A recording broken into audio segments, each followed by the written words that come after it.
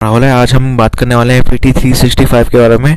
और ये एनवायरनमेंट की सीरीज चल रही है। इससे पहले हमने बहुत सारे पार्ट्स निकाल दिए। तो मेजर जो है हमने जो इसके 4 पार्ट हैं वो कवर कर लिए। फोर्थ टॉपिक में भी बहुत सारे पार्ट है जो आप देख सकते हो। जैसे थर्ड लेक्चर में बहुत सारे पार्ट्स थे, फोर्थ लेक्चर में ये सेकंड पार्ट है। पहला पार्ट जो ए पार्ट है वो मैंने कवर कर लिया है, लिंक डिस्क्रिप्शन में। सेकेंड पार्ट से स्टार्ट कर रहे हैं हम 4.4.4 गैस बेस्ड इकोनॉमी से। तो हाल ही में न्यूज़ में क्या है, मिनिस्ट्री ऑफ पेट्रोलियम और नेचुरल गैस स्टील रिसेंटली उनने एक फाउंडेशन स्टोन ले डाउन करा है जो फर्स्ट 50 LNG फ्यूलिंग स्टेशन है अक्रॉस द गोल्डन क्वाड्रिलैटरल, और जो मेजर हाईवे है नेशनल हाईवे, ताकि इंडिया को ट्रांसफॉर्म करे as a gas based economy. तो गैस बेस्ड इकोनॉमी का मतलब क्या है, इसको समझ लेते हैं। पहला है गैस बेस्ड इकोनॉमी का मतलब है कि मेजर जो लार्जेस्ट शेयर है नेचुरल गैस का वो एनर्जी मिक्स है कंट्री के साथ। इसका ये मतलब भी है कि जो कंज्यूमिंग सेक्टर है नेचुरल गैस का वो ग्रोथ पे है। करंटली जो ग्लोबल की बात करूँ, नेचुरल गैस जो इंडिया में है वो मिक्स है अराउंड 6.7%, जो कि डिक्रीज़ हुआ है 10.5% से 2010-2011, और ग्लोबल एवरेज -23.4% है। गवर्नमेंट ने एम करा है कि इसको जो शेयर है नेचुरल गैस का वो इंक्रीज़ करे 15% तक, जो कि एनर्जी मिक्स हो बाई 2030। नेचुरल गैस क्या है इसको समझ लेते हैं। नेचुरल गैस एक मिक्सचर है गैसेस का जिसमें हाइड्रोकार्बन ज़्यादा होते हैं। इसमें गैसेस कौन कौन सी होती है, मीथेन होती है, नाइट्रोजन होती है और कार्बन डाइऑक्साइड होती है, जो कि नेचुरली एटमॉस्फेयर में आता है। ठीक है, जब आपने ज्योग्राफी पढ़ा होगा तो आपको पता ही है। नेचुरल गैस जो है उसमें कन्वेंशनल भी आता है, डीप वाटर भी आता है और अनकन्वेंशनल भी आता है।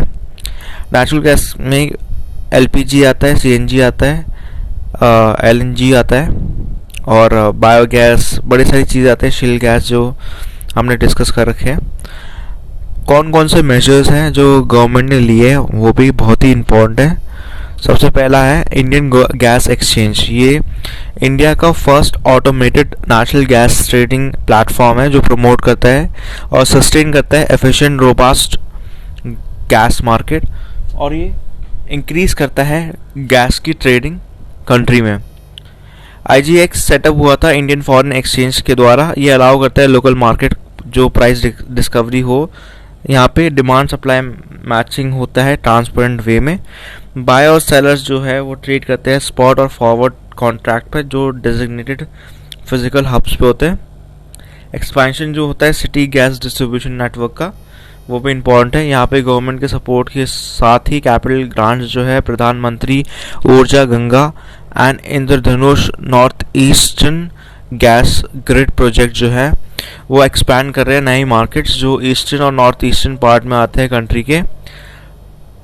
नेक्स्ट जो पॉइंट है वो है sustainable alternative towards affordable transportation. ये लॉन्च हुआ था इस्टेब्लिश होने के लिए कि एक इकोसिस्टम जहाँ पे प्रोडक्शन हो कंप्रेस्ड बायोगैस, जो बड़े सारे वेस्ट से आ रहे हैं, बायो मास सोर्स से आ रहे हैं। इसका जो एम है वो सेटअप करता है CBG प्रोडक्शन प्लांट्स, और ये अवेलेबल है मार्केट जो ऑटोमेटिव फ्यूल्स पे बात करता है, और ये इनवाइट करता है एक्सपेंशन जो बड़े सारे इंटरेस्ट होते हैं फ्रॉम पोटेंशियल एंटरप्रेन्योर्स। ये इन्विसाज करता है setting up of 5000 CBG plants, और ये फाइनेंशियल ईयर 2023 से 2024 तक होता है। इसका जो लॉन्च हुआ है ये MOPNG 2018 का लॉन्च हुआ है। पेट्रोलनेट LNG साइन जो है वो ministry of petroleum and natural gas जो सेटअप करता है compressed biogas plants under SATAT initiative, ये इम्पोर्टेंट है। इसके अलावा रिलेटेड इन्फॉर्मेशन की बात करें तो सेल गैस जो है बहुत ही इम्पोर्टेंट है। Shale gas over the decades एक कॉम्बिनेशन है हॉरिजॉन्टल ड्रिलिंग और हाइड्रोलिक फ्रैक्चरिंग जो अलाउ करता है एक्सेस जो लार्ज वॉल्यूम होता है सेल गैस का, जो प्रीवियसली अनइकोनॉमिक है प्रोड्यूस करने के लिए। और जो सेल गैस है वो नेचुरल गैस है और ये ट्रैप्ड रहती है सेल फॉर्मेशन में, जो कि फाइन ग्राइंड सेडिमेंट्री रॉक्स में होते हैं और ये पाए जाते हैं rich source of petroleum and natural gas. इसके अलावा जो CBM है वो एक फॉर्म नेचुरल गैस है, पर वो ट्रैप्ड होती है कार्बन स्ट्रक्चर में कोल स्ट्रीम्स पे। तो आप देख सकते हो ये जो इमेज है इसका आपको देख के थोड़ा थोड़ा आइडिया क्लियर हो जाएगा कि क्या होता है। लैंड सरफेस है, कोल बेडेड मीथेन है, कन्वेंशनल गैस है जो ऑयल है, सील दे सकते हो, उसके नीचे सैंडस्टोन है, टाइट गैस है, और फिर गैस रिच सेल्स है, तो बहुत डीप है। यहाँ पे जो रिजर्व्स है वो कहाँ कहाँ आइडेंटिफाई है इंडिया में, ये इम्पोर्टेंट है। वो हुए हैं कैम्बे में, कृष्णा गोदावरी बेसिन, कावेरी गोदवाना बेसिन, अपर असम और इंडो गैंगेटिक बेसिन। तो ये कुछ बेसिन है जो बहुत ही इम्पोर्टेंट है। इसके अलावा कोल बेड मीथेन बहुत इम्पोर्टेंट है। कोल बेड मीथेन क्या है, इसको समझने के लिए हमें ये समझना चाहिए कि एक अनकन्वेंशनल है फॉर्म ऑफ नेचुरल गैस जो कि कोल डिपॉजिट में पाई जाती है, ठीक है। और ये फॉर्म होती है जब क्वालिफिकेशन प्रोसेस होती है और यहाँ पे ट्रांसफॉर्मेशन होता है प्लांट्स मटेरियल का कोल में। मीथेन जो अंडरग्राउंड होती है कोल के अंदर, वो एक्सट्रैक्ट होती है कैसे, ड्रिलिंग के थ्रू। जब वो कोल सीम में जाते हैं और रिमूव करते हैं ग्राउंड वाटर से, इसका क्या रिजल्ट होता है, इसका रिजल्ट सिंपल होता है कि ड्रॉप आता है प्रेशर जो मीथेन को रिलीज करता है कार्बन से, कोल से। ये एक पावर जनरेशन का सोर्स है, एक कंप्रेस नेचुरल गैस का है जो फ्यूल में कन्वर्ट करता है, फीड स्टॉक है जो फर्टिलाइजर्स का है। CBM पॉलिसी 1997 ऑफर करता है ब्लॉक्स फॉर एक्सप्लॉयटेशन। CBM ये किसके थ्रू होता है, ओपन कॉम्पिटिटिव बिडिंग सिस्टम के थ्रू।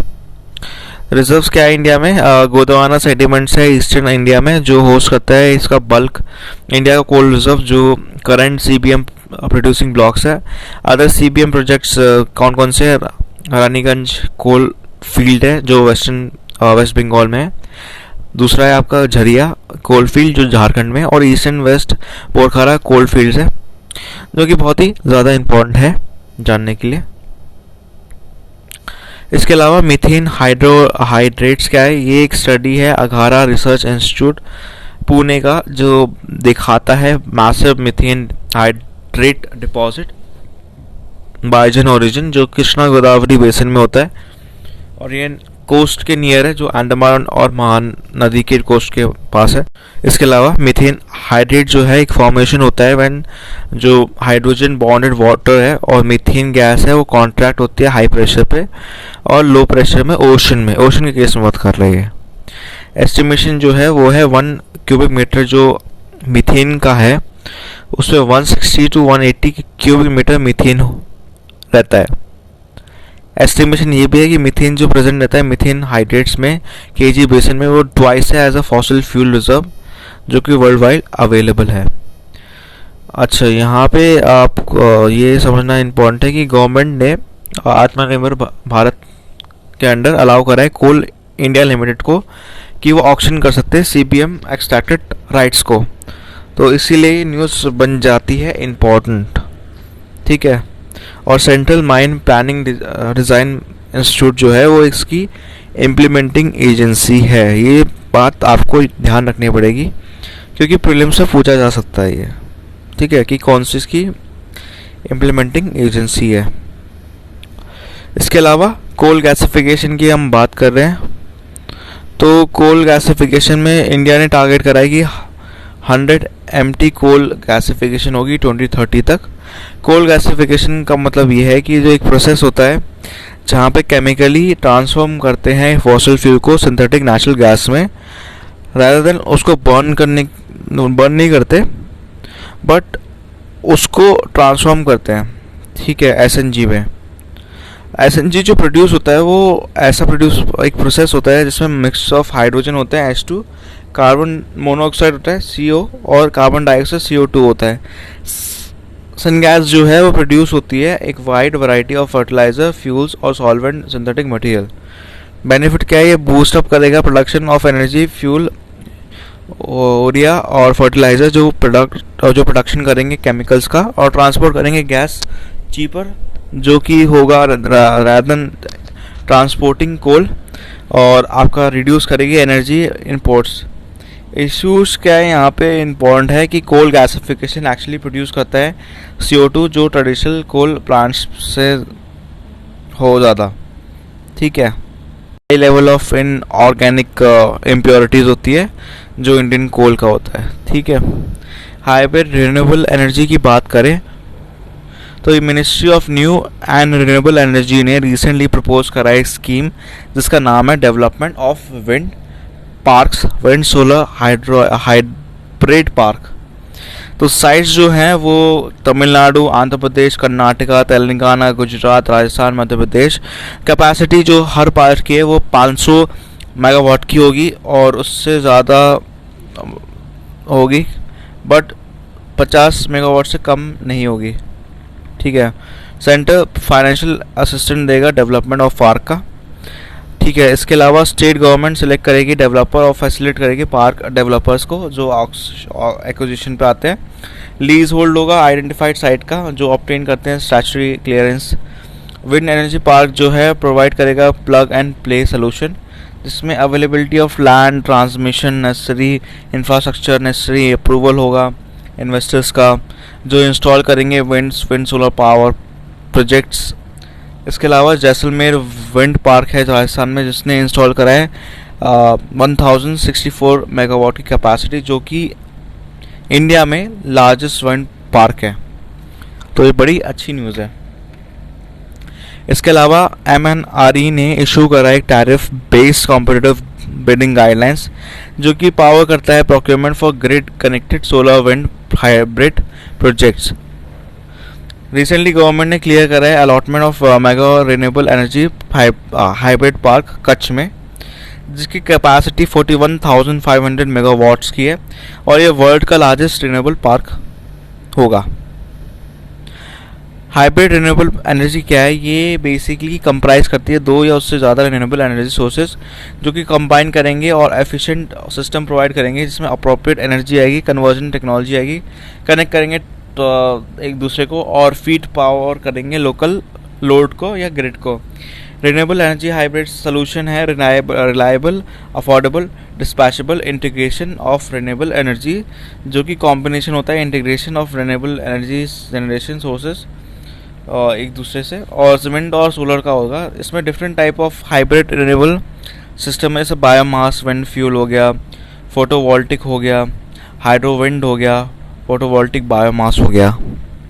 तो यहाँ पे आप देख सकते हो national wind solar hybrid policy क्या है। इसका मेन ऑब्जेक्टिव है ये प्रोवाइड करता है फ्रेमवर्क जो प्रमोट करता है large grid connected wind solar PV hybrid system जो ऑप्टिमल और एफिशिएंट यूटिलाइजेशन की बात करता है। पब्लिक पॉलिसी एंकरेज करती है नई टेक्नोलॉजी मेथड्स और वेआउट्स जो इन्वॉल्व करती है कंबाइंड ऑपरेशन विंड का और सोलर पीवी प्लांट्स का। इम्प्लीमेंटेशन की बात करें यहाँ पे पहला है कॉन्फ़िगरेशन और use of technology. Wind solar hybrid AC integration जो है यहाँ पे कॉन्फ़िगरेशन होता है एसी आउटपुट का जिसमें विंड और सोलर सिस्टम आते हैं जो इंटीग्रेटेड होते हैं आइदर LT साइट्स पे या ST साइट पे। इसके अलावा wind solar hybrid DC integration की बात करें तो डीसी आउटपुट जो है आपका विंड पे भी रहता है, सोलर पीवी प्लांट्स भी रहता है जो कनेक्ट होता है कॉमन डीसी बस पे या कॉमन इन्वर्टर जो सूटेबल होती है आपकी एसी कैपेसिटी पे और ये कन्वर्ट करता है डीसी पावर को एसी पावर में। New wind solar hybrid plants क्या होते हैं? ये हाइब्रिडाइजेशन करते हैं existing wind solar PV plants का। बैटरी स्टोरेज क्या होती है? यहाँ पे बैटरी स्टोरेज ऐड हो सकती है हाइब्रिड प्रोजेक्ट्स पे जो रिड्यूस करती है वेरिएबिलिटी ऑफ आउटपुट पावर और हायर एनर्जी आउटपुट्स जो कि इंश्योर करते हैं आपका अवेलेबिलिटी ऑफ फर्म पावर जो कि पर्टिकुलर पीरियड के रहते हैं। रेगुलेटरी रिक्वायरमेंट क्या है? यहाँ पे सेंट्रल इलेक्ट्रिसिटी अथॉरिटी और CERC जो है फॉर्मुलेट करेंगे नेसेसरी स्टैंडर्ड्स और रेगुलेशन जो विंड सोलर हाइब्रिड सिस्टम के लिए होते हैं। इसके अलावा ग्रीन मार्केट क्या है? यहाँ पे सेंट्रल इलेक्ट्रिसिटी रेगुलेटरी कमीशन जो है उन्होंने अप्रूव करा है इंडियन एक्सचेंज इंडियन एक्सचेंज को अप्रूव दिया है कि वो प्रपोज करे ट्रांजिशन जो ग्रीन टर्म अहेड मार्केट पे होती है और ये कॉन्ट्रैक्ट्स बहुत ही इंपॉर्टेंट है ग्रीन मार्केट के। तो यहाँ पे अथॉरिटी कौन सी है? सेंट्रल इलेक्ट्रिसिटी रेगुलेटरी कमीशन है जिन्हें अप्रूव करा है इस चीज़ को। तो सबसे बड़ी न्यूज़ आती है कि इंडियन एनर्जी एक्सचेंज क्या है? ये इंडिया का फर्स्ट और लार्जेस्ट एक्सचेंज एनर्जी एक्सचेंज है जो कि प्रोवाइड करता है traditional platform physical delivery electricity का। सेकेंड है रिन्यूएबल एनर्जी सर्टिफिकेट और एनर्जी सेविंग सर्टिफिकेट्स प्रोवाइड करता है। इसके अलावा रिन्यूएबल परचेज ऑब्लिगेशन क्या है, ये आरपीओ एक मैकेनिज्म है जो ऑब्लाइज करता है एंटिटीज़ को, जिसमें डिस्कॉम्स, ओपन एरिया, कंज्यूमर्स, बड़ी सारी चीज़ें आती है, वो परचेज करते हैं सर्टन परसेंटेज इलेक्ट्रिसिटी का रिन्यूएबल एनर्जी सोर्सेज से, और उसका कुछ परसेंटेज है टोटल कंजम्पशन इलेक्ट्रिसिटी का। आरपीओ कैटेगराइज होता है सोलर और नॉन सोलर आरपीओ में। यहाँ पे जी टाइम की बात करते हैं हम। जी टाइम क्या है, जी टाइम प्रोवाइड करता है एक एक्सक्लूसिव प्लेटफॉर्म जो ट्रेड करता है रिन्यूएबल, और ये आपका first physical trading renewable energy होगा। ग्रीन मार्केट रिकग्नाइज करता है trade as a green power. यहाँ पे ऑब्लिगेशन जो है वो एंटिटीज़ को डिस्चार्ज करता है उनकी रिन्यूएबल परचेज ऑब्लिगेशन, जहाँ पे बाइंग होती है पावर का रिन्यूएबल एनर्जी कंपनीज में एक्सचेंज में। पहले क्या होता था, जो ऑब्लिगेटेड एंटिटीज़ है पावर का फ्रॉम विंड या सोलर एनर्जी से, वो क्लेम नहीं कर सकते कि उन्हें मीट करा है आरपीओ का, और यहाँ पे एक सेपरेट कॉन्ट्रैक्ट्स होगा सोलर और नॉन सोलर एनर्जी को, जो फैसिलिटेट करता है सोलर और non solar RPO fulfilment. Renewable energy certificate की बात करें आरईसी की, तो ये सेल ऑफ आरईसी जो है 35% से फेल हुआ है अप्रैल 2020, और ये एक मार्केट बेस्ड इंस्ट्रूमेंट है जो प्रोवाइड करता है इकोनॉमिक इंसेंटिव, जो कि इलेक्ट्रिसिटी जनरेट करता है रिन्यूएबल एनर्जी सोर्सेज से। पहला जो आरईसी है वो क्रिएट हुआ है 1 मेगावाट आवर ऑफ इलेक्ट्रिसिटी जो जनरेट होता है एलिजिबल रिन्यूएबल एनर्जी सोर्स से। जनरेटर्स जो है सेल आउट कर सकते हैं electricity from renewable sources just like conventional electricity. जो आरईसी सेपरेटली ऑब्लिगेट करती है एंटिटीज़ को और फुलफिल करती है renewable purchase obligation. REC trade होती है इंडियन एक्सचेंज एनर्जी एक्सचेंज को और power exchange of India. Indian energy exchange जो इंट्रोड्यूस करती है रियल टाइम ट्रेडिंग करती है इलेक्ट्रिसिटी की। इसके अंदर क्या होता है, ऑक्शन जो है 48 टाइम्स अ डे होता है। हाँ, एक once in half an hour ये होता है। और इसके बेनिफिट क्या है, ये अलाउ करता है इलेक्ट्रिसिटी प्रोड्यूसर को कि वो सेल आउट करे सरप्लस एनर्जी। सेकेंड है कंज्यूम करे केस ऑफ शॉर्टेज। थर्ड है बेटर यूटिलाइजेशन करे रिन्यूएबल एनर्जी का। तो ये चीज़ें कुछ इंपॉर्टेंट है। इसके अलावा इम्पॉर्टेंट क्या है, fostering effective energy transition report. ये बहुत ही इंपॉर्टेंट न्यूज़ है, पूछा जा सकता है, इसलिए बहुत ही ज़्यादा इम्पॉर्टेंट बन जाता है। किसके द्वारा रिलीज़ कर गई है, वर्ल्ड इकोनॉमिक फोरम के द्वारा, और किसके बारे में बात करता है, fostering effective energy transition report. इस रिपोर्ट में जो फाइंडिंग आई है वो आई है एनर्जी ट्रांजिशन इंडेक्स से। ईटीआई एक बेंचमार्क कंट्री पे होता है जो बात करता है करंट एनर्जी सिस्टम परफॉर्मेंस और मेजर्स की कैसे हम उसको पढ़ें फॉर एनर्जी ट्रांसमिशन और ट्रांजिशन जो होता है आपका, ताकि सिक्योर, अफोर्डेबल और इंक्लूसिव फ्यूचर बने। इसके अलावा इसका इंटेंडेड एनेबल पॉलिसी मेकर और बिजनेस ये है कि वो प्लॉट करे सक्सेसफुल एनर्जी ट्रांजिशन। स्वीडन ने टॉप करा है, वाइल इंडिया की बात करें तो 74th पोजीशन पे है, लेकिन उसमें कुछ इंप्रूवमेंट है, जैसे economic growth, energy security, environmental sustainability. और इंडिया के लिए बहुत ही ज़्यादा गेन हो सकता है आगे जाके अगर इंडिया इस पर ज़्यादा फोकस करे। तो आप देख सकते हो फ्रेमवर्क। तो यहाँ पे सिस्टम परफॉर्मेंस इम्पेरेटिव है और ट्रांजिशन रेडीनेस इनेबल डायमेंशंस भी है।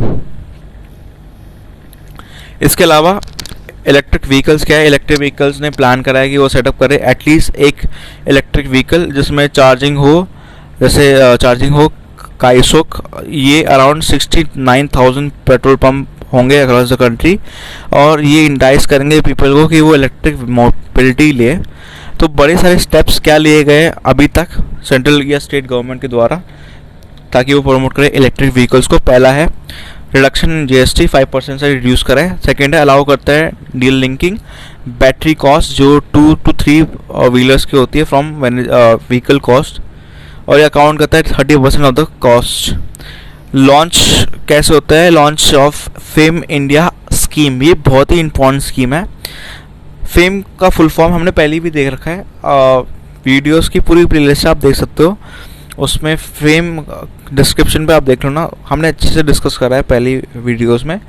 Faster adoption of electric and hybrid vehicles India में, ठीक है। आप ये देख सकते हो कि जो इन्फोग्राफिक है यहाँ पे, इसके एडवांटेज जो है आपके इलेक्ट्रिक व्हीकल्स के कि चीपर मेंटेनेंस है, रिड्यूस करता है एमिशन, थर्ड है रिड्यूस करता है नॉइस को, और सेफर टू ड्राइव है। बट डिसएडवांटेज भी है, प्राइस का हाई है, चार्जिंग स्टेशन मेन है, चार्जिंग स्टेशन नहीं है, रिचार्ज के लिए बहुत टाइम लग जाता है, शॉर्ट डिस्टेंस ट्रैवलिंग है इसका। जबकि इंडिया में वही पॉइंट रहता है कि हमें लॉन्ग डिस्टेंस का रहता है। जैसे सीएनजी का भी सेम ही सीन है कि सीएनजी भी शॉर्ट ट्रैवलिंग डिस्टेंस के लिए होता है। जैसे मान लो अगर आपने सीएनजी फुल कराए तो 180 किलोमीटर्स तक जा सकती है मैक्सिमम, उसके बाद आपको रिचार्ज करवाना पड़ता है। तो यहाँ पे गवर्नमेंट ने बड़े सारे यहाँ पे इम्बार्क करा है 51,000 करोड़ का इलेक्ट्रिक व्हीकल्स के लिए, और ये प्रोडक्शन लिंक्ड इंसेंटिव के अंडर आता है। इसरो ने कमर्शलाइज करा है, इंडिजीनियस डेवलप करा है लिथियम आयन बैटरी, और यहाँ पे एसएल है जो कोलैबोरेट कर रहा है एनडीएमसी, जो कि इस्टेब्लिश कर रहा है इंडिया का पहला public electric vehicle charging plaza नई दिल्ली में। गवर्नमेंट ने बड़े सारे मेजर्स भी लिए हैं कि वो दिल्ली और मुंबई एक्सप्रेसवे में भी ई हाईवे का करे। दिल्ली गवर्नमेंट ने लॉन्च करा है इलेक्ट्रिक व्हीकल पॉलिसी, ये ऑफर करती है फाइनेंशियल इंसेंटिव ताकि लोग बाई करें इलेक्ट्रिक व्हीकल्स को, और स्टेट ने फंड करा है कि वो एक्सपेंसेस को बेयर करे और सेटअप करे अलॉन्ग ईवी बोर्ड। कर्नाटका ने पहला स्टेट है जिसने कंट्री में इंट्रोड्यूस करा है policy dedicated to electric vehicles. Karnataka electric energy storage policy important है, ये 5 साल के लिए, और ये नेसेसरी इम्प्यूटर्स देती है इलेक्ट्रिक मोबिलिटी सेक्टर को स्टेट और अट्रैक्ट करती है इन्वेस्टमेंट को। गवर्नमेंट कर्नाटका की उनने ये बोला है कि हम बेंगलुरु को इलेक्ट्रिक व्हीकल कैपिटल बनाएंगे इंडिया की। फेम के बारे में बात कर लेते हैं। Faster option manufacturing hybrid electric vehicle India. Fame provide करता है मैन्युफैक्चरिंग इलेक्ट्रिक और हाइब्रिड व्हीकल टेक्नोलॉजी की, इंश्योर करता है सस्टेनेबल ग्रोथ। सेकेंड है गवर्नमेंट ने सैंक्शन कराए 670 इलेक्ट्रिक बसेस, 241 चार्जिंग स्टेशन जो कि वेरियस स्टेट और यूटी में होंगे। फेज 2 होगा इंडिया का ये। अगर बात करें national electric mobility mission plan 2020, department of heavy industry formulate करा है फेम इंडिया स्कीम जो 2015 से स्टार्ट है। फेज़ 1 में स्कीम ये एंड हुई है 2019 में। फेज़ 2 जो है स्टार्ट हुआ था 1 अप्रैल 2019। इसका आउटलेट है 10,000 करोड़ जो कि 3 साल का होगा, मतलब 2022 तक का। नेक्स्ट जो न्यूज़ है वो इम्पोर्टेंट है, 4.6 की न्यूज़ है ये, और ये बहुत ही ज़्यादा लंबी वीडियो हो जाएगी अब, क्योंकि यहाँ पे बहुत सारी चीज़ें कवर करनी पड़ेगी। 4.6 की बात करने वाले हैं हम, सस्टेनेबल एग्रीकल्चर। तो रिसेंटली इंडिया ने रैंक करा है first number of organic farmers, और ये world of organic agriculture report के बारे में बात कर रहा है। 2020 की रिपोर्ट है ये।